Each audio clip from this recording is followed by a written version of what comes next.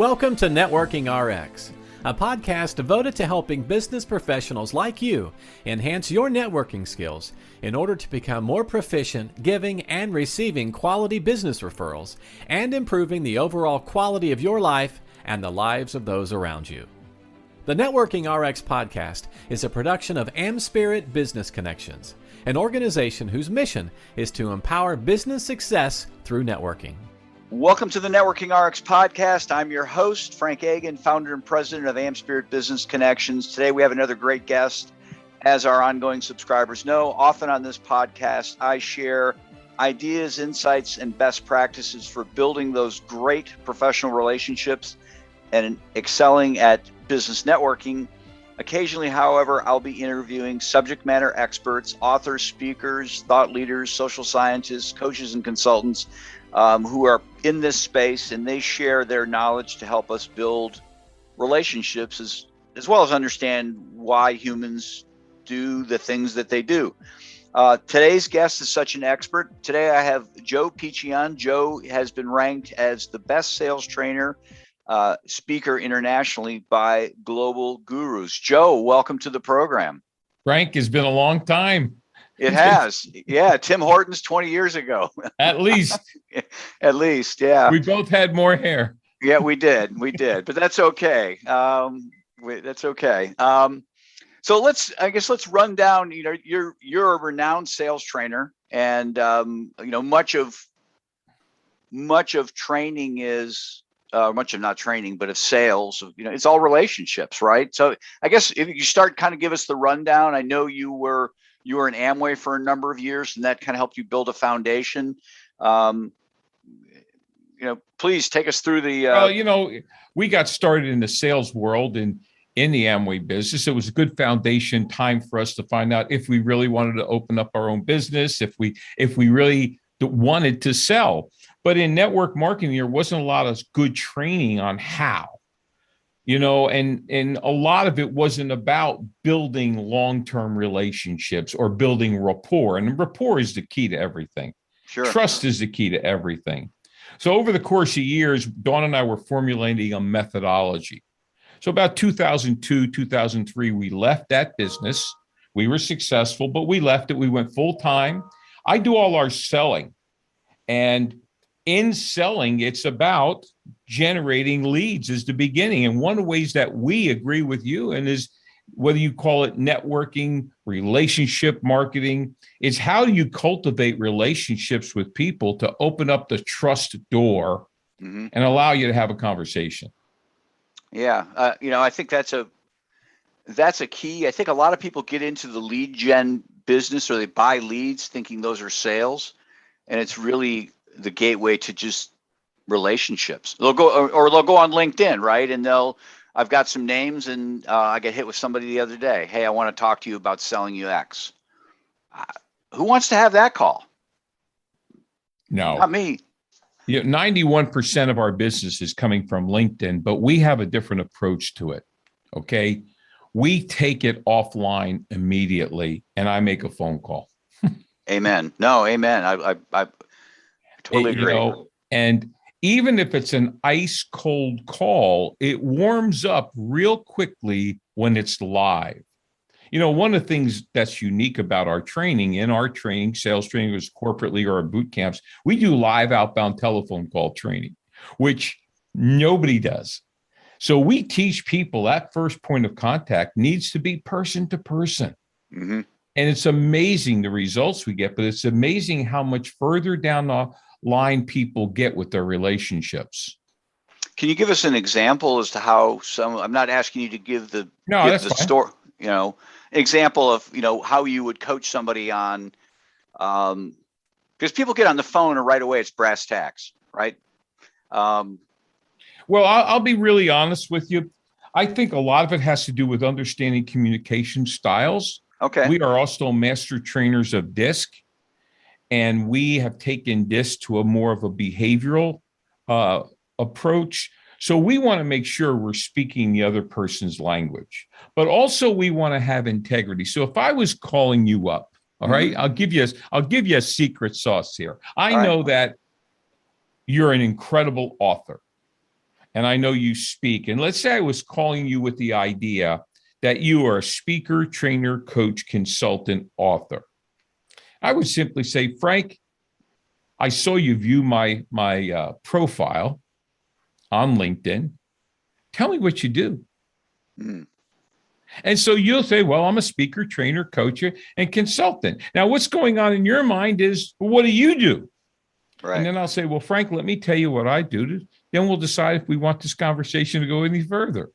I specialize in helping speakers, coaches, trainers, and consultants take their talent and intellectual property and monetize it.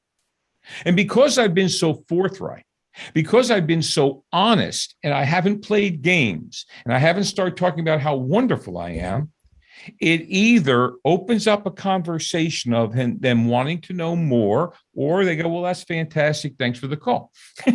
Right. Okay.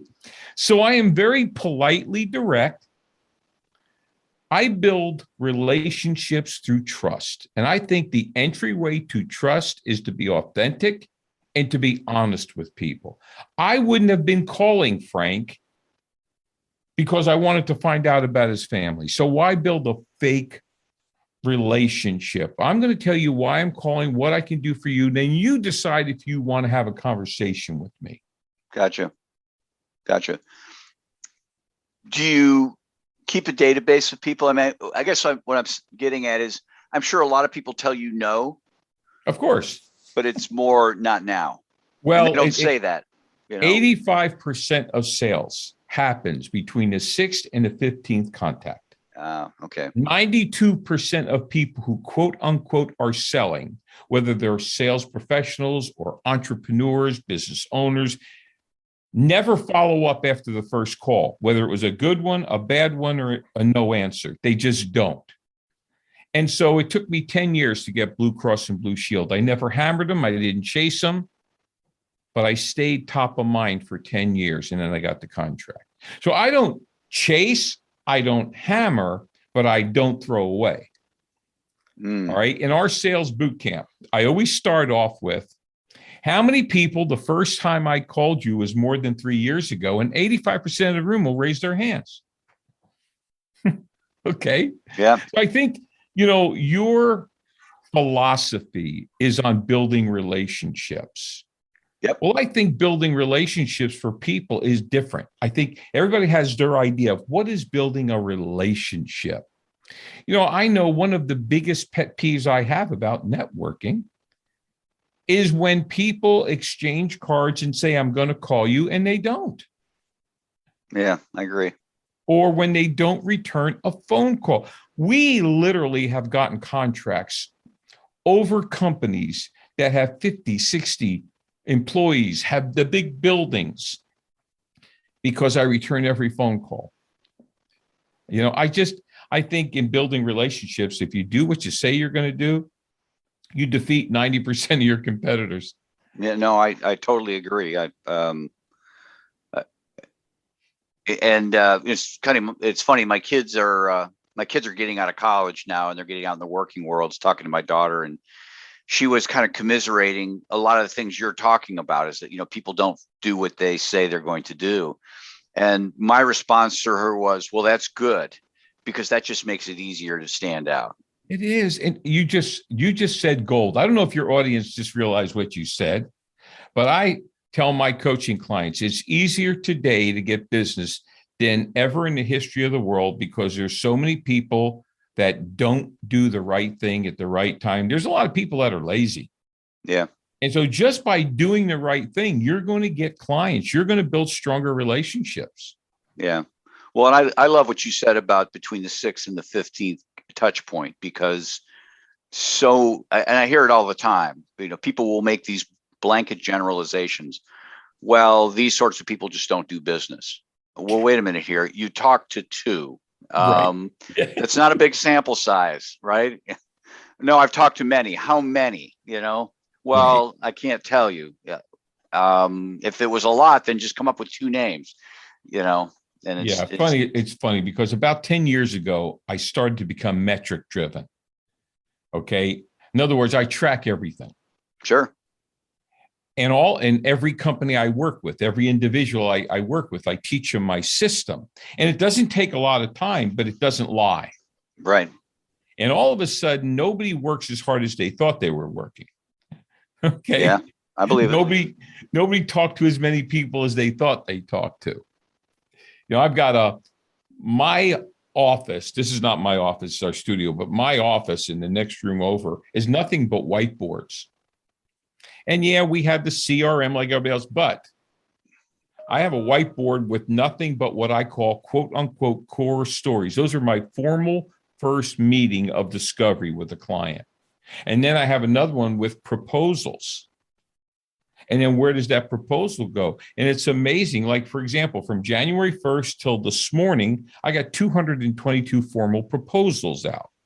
That proposal doesn't go out until after I do the meeting and they want one. Mm-hmm. Right? Mm-hmm. And just by tracking,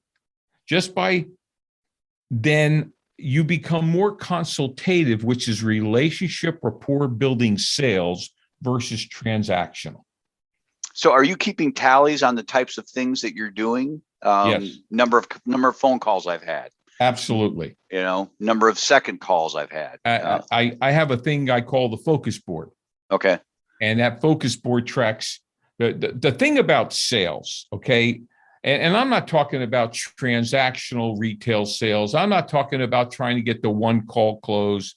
Right. Sales is a process. I don't believe you can teach or train charisma and talent, but you can train processes, skills, communications, and messaging. And so by tracking these things, how many different ways am I generating prospect leads? We have 20 ways that we generate prospect leads. Then what is our ability to take those leads, pick up the phone, and qualify a meeting? Just hear what I just said. I didn't say get a meeting.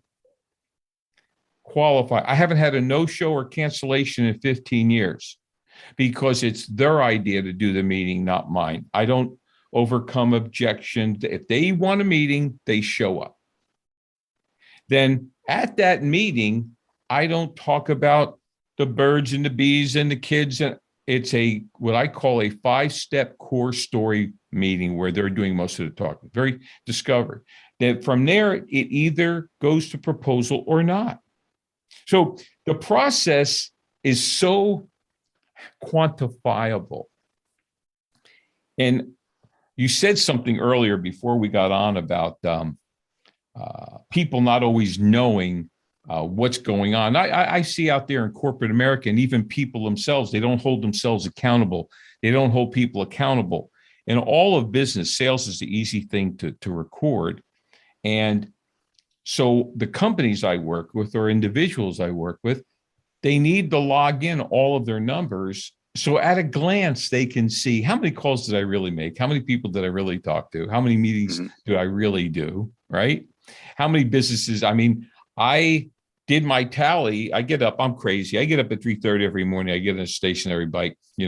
I'm closer to the end zone than you, so I got to make the most of my time. So I've closed 93 contracts so far this year. Well, that's just because I'm recording and I'm tracking it, and I think I heard the 11th commandment is thou shalt not jive thyself. Okay, there we go. No, I love the whole notion of measuring. And I don't know what goes on in your head. You can certainly share or not. But when you start to measure, those metrics kind of scream at you every day. You can lie to me. You can't lie to those numbers on the whiteboard. Right? You got a lot of gold nuggets here that I think probably your audience just lets go by, and they shouldn't. Metrics do scream, Frank. Yeah. And a lot of people don't keep metrics because sometimes what they scream is not good. Yeah. All right. I mean, you come face to face with, and I'm not talking about failure. It's nothing to do with failure. Okay. This has everything to do with, am I doing the right activities the right way with the right people? See, at the end of every year, actually, I start doing it at the end of every week. I look at where every lead comes from. that cashes out. And where is it coming from? Is it coming from a networking group I'm part of? Is it LinkedIn? Is it being on a podcast? Is it a cold call? All the different ways. And I'm seeing, where is our business leads coming to that are converting to real business? But with all of those metrics, that allows me to build rapport. Yeah. Okay. Yeah. And it's not fake, it's real. Well, I think the 2 points I want to drive for our audience is, one, you're selling a big ticket item. These contracts are not, they're not, I don't know what the numbers. They're probably 5 digits easily. So these are big things. That's the first point I want to make. And you can correct me if I'm wrong. But the second thing is when you're talking about all these sources of business, it's not somebody handing you a deal. They're just handing you an introduction. Hey, I met this person and they are a good person for you to talk to. And then you are 6 to 15 touch points away from that turning into something. Okay, so let me deal with 2 things here. Okay. We have a B2B market, which is the bigger contracts. Okay. But we also have a B2C market. Okay, good. Thank you. Our B2C market is coaching, private coaching. Mm-hmm. It's when people come to our boot camps. So, we have small, medium, and large companies that we work with. Of course, those numbers are going to vary. Sure. But then we also we still have a monster B2C business. And when COVID hit, our B2C business doubled, our B2B business flatlined because companies weren't doing stuff. Okay. Yep. Now, so that's the thing about that. Now, I will tell you something, and this is going to sound crazy. Referrals are good, but it's not in our top 5 ways we generate leads. Okay. Now, not that we don't take them, not that we don't get them. Right. But this is going to sound crazy. Your audience is going to think this guy is nuts. I have a higher closing ratio on people I don't know that I generate a lead on LinkedIn or a cold call or whatever than a referral. Because referrals, a lot of times, and I love referrals and they're great, and I'll take all the ones you want to give me, but a lot of times a referral is an obligation to the person making the referral. So for example, you have such a strong relationship with your people. If you said to John, hey, John, you need to talk to Joe Pici, John would do it out of an alliance with you. Gotcha. So when I started telling people that wanted to refer me, I said, please don't tell them what you think of me about being this wonderful guy. All you need to say is, I've worked with Joe Pici. He has helped me to generate leads, book more appointments, and close more business. Would you like me to have him call you? I would rather be the initiator than somebody call me and go, hey, my friend Frank said for me to call you. And what does it cost to work with you? It's like all of a sudden they want to put you in a reactive mode, where I like to put everything in a proactive mode. That's Make good. Sense? No, it totally makes sense. I mean, certainly being in the proactive mode, because I always tell people, if I gave somebody your card and said, you really need to talk to Joe, 9 times out of 10, they won't. No, you're right. They won't. They'll lose the card. If I say, hey, Joe, here's my friend, I told him that you'd be giving them a call. He's expecting it. 11 times out of 10, you're going to make that call.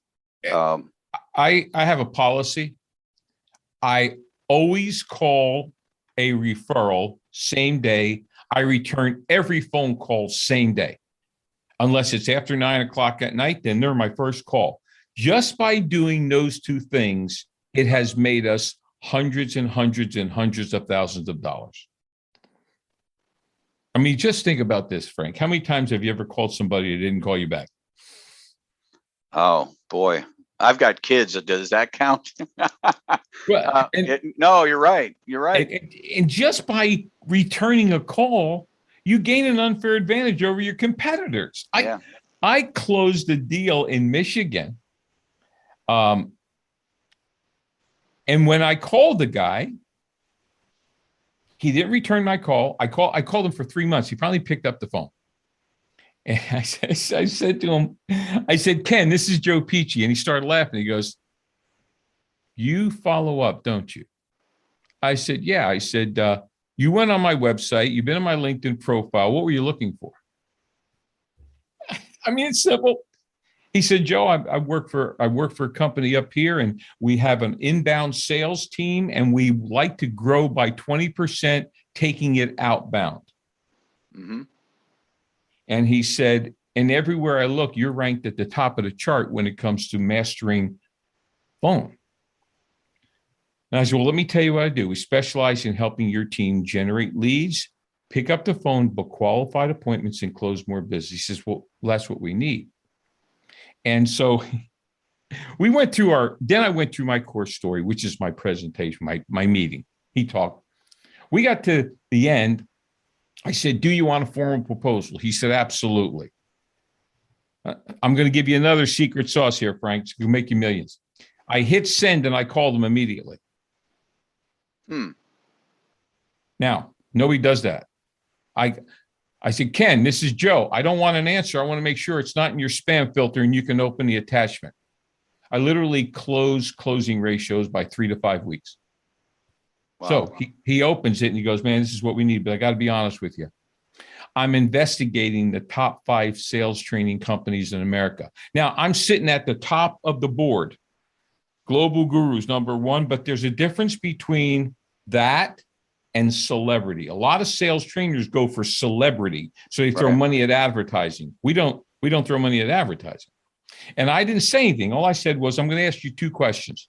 What's the single most important thing you want? He said, I got to get these people to pick up the phone and book appointments. I said, if they tell you they can do it virtually, you go ahead. I'm not interested in that. You can only teach live calls live. Are they going to do that? Well, no, they've got a virtual program. It's great. Number 2, can you get any of them to return your phone calls or get them on the phone? And he goes, no. I said, who are you talking to? He said, send me the contract. He said, in fact, don't send me the contract. I got the proposal. Here's my credit card. So, awesome. Okay. So it wasn't any closing technique. It's that being honest with people, building trust by being who you say you are. But you teach people by showing them, not by talking about it. Okay. Right. And I have the learn, do, teach thing. When my wife and I, Dawn's been my partner, we've been together 50 years. We've been in business together since 1992. We decided we would only speak, train, coach on what we do to grow our own business. Oh, this is great. This is great. We're coming towards the end here. What would be a great way for people to get a hold of you? Well, first, can I give them a gift? You certainly can, please. All right. Yeah. Who will take a gift? Everybody will take a gift. If you take out your phone and go to your text box and put the word Sales Edge, that's one word, Sales Edge, and text it to 55678. Some phones are going to split the word Sales Edge, put quotes around it, but it has to be one word. That's going to take you, and once again, 55678. That'll take you to a Pici and Pici link. Hit the link. That's going to take you to a splash page. There's a ton of free content, e-courses, videos. There's a link to our second business, sellmorevirtually.com. Check that out. There's links to our podcast called Sales Edge, which comes out every Tuesday, every Thursday on all the podcast hosts, free downloads. But to get in touch with me, first way is pick up the phone for a complimentary cup of Joe and call 407-947-2590. If I'm not in a meeting of selling or training, I'll pick up my own phone. Leave a message. I'll call you back. You can go to our website, piciandpici.com. That's PICIANDPICI.com. Okay. But listen to that podcast, and also LinkedIn. Send me an invite. That's Joe Pici, Pici. I'm kneeling down, pointing at you. I'm dressed in black because I'm Italian. And so get in touch with me. I'd love to have a cup of Joe with you. Thank you very much for your time today, Joe. Thank you. Thanks for joining us on the Networking RX podcast. Please put what you've learned into action today and let us know if you have questions, comments, or ideas for future topics. You can email them to us at podcast@amspirit.com. That's AMSPIRIT.com. Finally, so you never miss an episode, be sure to subscribe to the Networking RX podcast through iTunes, Overcast, or however you receive your podcasts. Now get out and network with someone. The Networking RX podcast is the copyright production of AmSpirit Business Connection. All rights reserved.